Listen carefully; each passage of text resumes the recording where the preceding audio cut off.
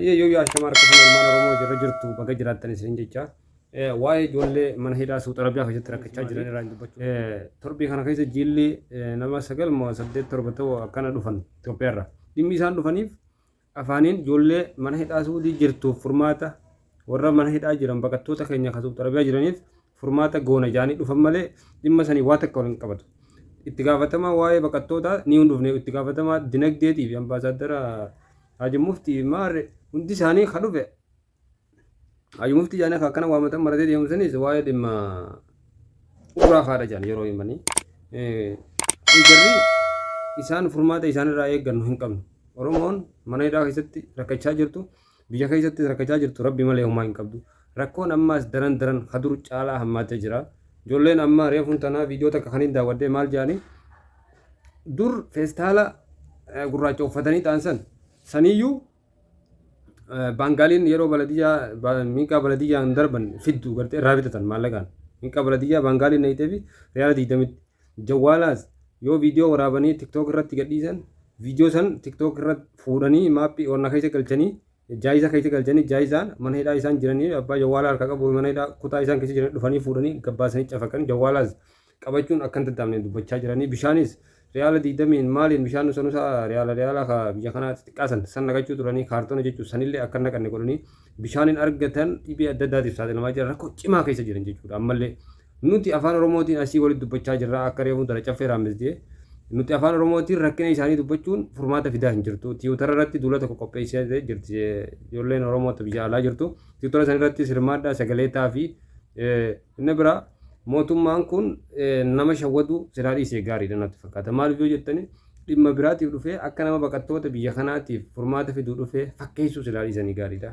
Amma ijoolleen teenya hadur caalaa rakkoo keessa jirti. Rakkoon takka lama jedhamtee waan himamtu miti. Namoonni achi keessa jiran yeroo himan waan ulfaatu jechuudha. Jechoodhaan ibsuudhaaf waan ulfaatu. Dhibee adda addaatiif saaxilamanii miidhaan qaama isaaniirra gahuu fi sammuu isaaniirra gahu hundi kana san yaamee waan dubbatamu miti. Dhugaa dubbachuuf mootummaan kun kan nuti uffachiisa namoonni tokko information qabna jaanii amaddiin jabalfaa waan dubbatan dhageessanii tuffan amma dura akkasuma namoonni biraallee dubbatan dhageen jira maal jaanii rakkoo tana furuu dhufanii dhugumatti waa'ee hidhamtoota kanafaa warra ala jiraatullee akka kabajamanii jiraatan akka seeraa qabeessaan yoo qabanis akkuma dursanitti addatti lammii Itoophiyaati jaanii karatti xiyyeeffanne jedhanii akka furmaata fitan jaanii dhufan jaan kun dhibbarratti soba lammiin keenya kan biyya kana rakkachaa jiru kan biyya keessatti rakkachaa jiru kan manni irra gubachaa jirus nama kan jireenyitti qaalee bu'aa jirus namni biyya keenyaa kee as dhufee fi kabja jirus rakkuma jechuun namuma keenya nama lammoo biyya saniiti miti namni namachi jiruufis hin rakkatu as jiruufis hin rakkatu namni biyya bulchaa jiru gareen namoonni biyya bulchaa jiran jechuudha.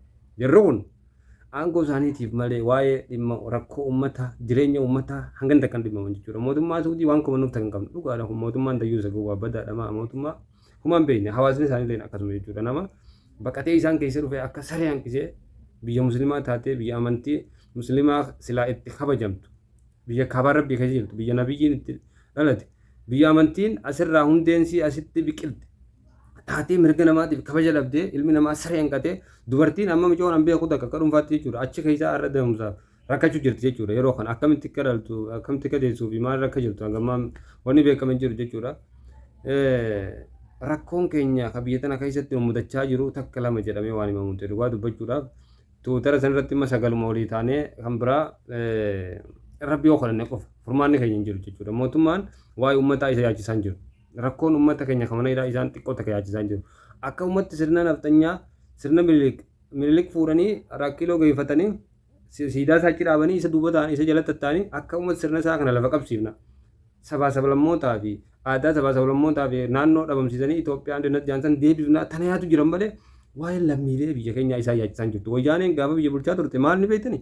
Waa'ee dinagdee jala hanga gubbaatti caasaa diriirfattee dinagdee isaa murratti xiyyeeffatti malee miidhaa namaatii fi kan akka arraa kanatti tuffatamnee biyya namaa keessatti sareen hanqan jechuudha. Yamanitti namni keenya akkasitti gubate jechuudha bara dabre. Asitti san daran rakkachaa jiran san caalaa rakkachaa jiran jechuudha. Namni keenya kan tuffatame eega namni aangoo nugusummaa kursii irra taa'ee sirna tokkee sirna qeenxee kana galmaan ga'uuf carraaqu namni lammiin biyya sanii tuffatamuu jalqabde jechuudha. Isinii kalaamii waan jechaa jiru furmaata hin eeginaa jira kanarra kadhachuun hin barbaachisu ni dhagaanni harkan akka keenya miidiyaa fayyadaman Viidiyoon ijoollee tanaa waggaa takka lama dura deemuu jalqabdi miidiyaarra ji'a tokko galchanii ji'aan kaan asitti erga warra eegas booda qaban waggaa takkaaf ji'a lama sadii jiru jira ji'a sadii jiru jira ammallee rakkoon isaanii hin irranne akka dur caalaa jabaattee jirtu jechuudha. Viidiyoo takka tan irree dhageeffate dhugaa jechuun baay'ee garaan narraafte ijoolleen maal jetti du'uu barbaannaa akka ijoollee yamanitti dhumtee san akkasitti yoo duune irra nuuf wayyaa yaadajuu qabna jedhan. Rabbi nu kadhadhaa sagalee nu taatanii sagalee nu ta'uu bira dabartanii maal godhuu qabdanii akka duunu rabbi nu kadhadhaa akka du'a yamanitti boombii bakkatti darbanii du'an san akkas nu godhaa rabbi nu kadhadhaa amantaa qabdanii afaan beektan hundaan nu kadhadhaa jechuu jalqabanii jiran jechuuf jibbanii jiran jechuudha. Namni tokko mana keessa ta'a nyaataa dhugaatii bishaan kan hin arganne qilleensa kan arganne uffata kan jijjiirane xurii kan dhiqanne if jibban jechuudha. Du'a beeku du'a laala jechuun jaalataniiti maka du'a filatan.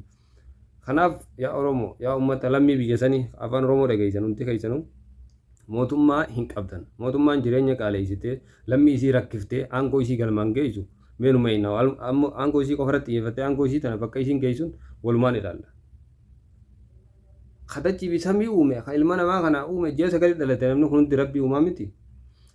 Ji'a sagal dhalatee mana hidhaa keessa rakkachaa jira. Kanuma ji'a sagal dhalateetu akka namni kun akkana ta'u jiru godha jechuudha. Aangoo qabatee sanuu dhiiga qabsoo qeerroo Oromootiin aangoo dhufe. Hangamta akka nama guba. Laffaatiin qabsoo teenyaa naannooyiteeti deemtee bu'aan qabsoo teenyaa wareegama dheeraa san kafallee deemnee wareegama hamaa biraa keessa seenne jechuudha.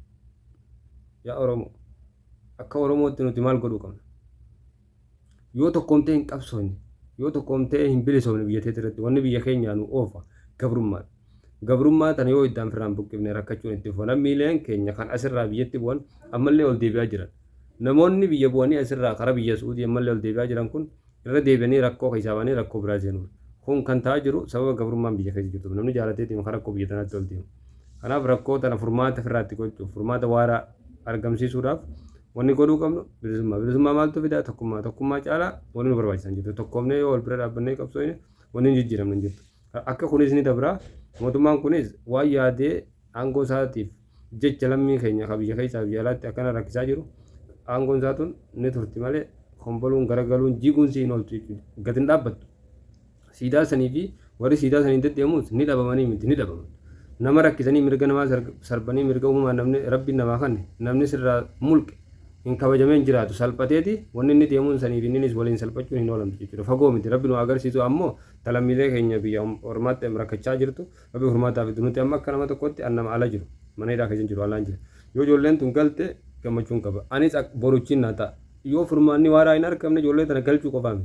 Galchanii deebi'anii yeroo marsaa biraa nu qaban nuti achuma rakkachuun keenya hin oolamu jechuudha. Kanaaf rakkoon keenya fuulduraas rakkoon nu ta'a. Akkuma gartee bilisummaa biyya keessa amma adeemsa deemaa isteep deemaa jirtu gabrummaan maaltu kan nu taa'u hin beeknu fuuldura. Rakkootu as deemuu danda'a jechuudha yoo tokkoomne hin qabsoofne. Nus amma warri ala jirru amma biyya arabaa alaan jira keessatti yoom booda qabame achi rakkoo hin oolamu. Har'a boruu hin beekamu. Biyya rabbiin nageesse. Kanaaf rakkoon cimtuun mootummaa biyya kanaa biraa. Mootummaan biyya kanaa seera hin qabdan jeenu qabuuf mirga qaba biyya isaarraa. Mootummaan gaarii ta'e hamaa ta'e homachuu hin qabnu hambaa. Kan nu miidhaa jiru keenya kan biyya keenya bulchaa jirudha jechuudha. Homiin keenya irraas boruus isaan ammoo homannee homii teenya dhagaanii lammii teenya nu galchuu diduun nu galchuu nu kabajuu diduun isaanii deebisaan nuti isaaniif kenninu irruma qabsaa'u malee furmaanni biraa tokko hin jiru. Kanaaf viidiyoo tana irraa asumarratti hin xumura. Bakka jirtanitti waaqa kadhadhaa warroonni biyyoota adda addaa keessa jirtan tiwuutari irratti sagalee ta'uu hin dagatinaa jechuudha. Duula guyyaa meeqaaf akka qophaa'in beeku silaa guyyaa sadii ta'e gaarii jedhi dubbachuu jira caffeen raamziree fulaayii irratti. Kanaaf duula tiwuutarii sana irratti haa hirmaannu. Embaasii Ameerikaa embaasii Suud Arabiyaa ta Ameerikaa jirtu dura waraqaa lammii suuraa ijoollee teenya asirra rakkachaa jirtu akkana jirtu sana geessinee achi saaxiluu qabna. Kanaaf wal bira dhaabbachuu qabna. Wal bira yoo dhaabbanne furmaanii numa dhufu. Yoo wal mariin yoo wal bira dhaabbanne yoo walitti iyyine waliif iyyine furmaanii dhufuun isaa hin oolu rabbi kadhachaa waan godhuu dandeenyu hunda godhuu qabna. Warri biyya alaa jiru qaceeloo sagalee haa taanu warri biyya keessaatti sagalee ta'uu fi qabdan hiriira bahuu qabdan haati qaattu haa guddattu dhiibbaa godhuu danda'a biyya keessaa. Kanaaf jabaadhaan isin jaalmaan Oromoo wal marii homaan qabnu warri rakkachaa jiru dhiiga keenya obboleeyyan keenya isaaniif sagalee taane isaan bira haa dhaabbannu qaamaan sagaleedhaan waa hundaanuu isaan biraa jiraanuun isin jaa nageennaaf jiraadha baay'ee.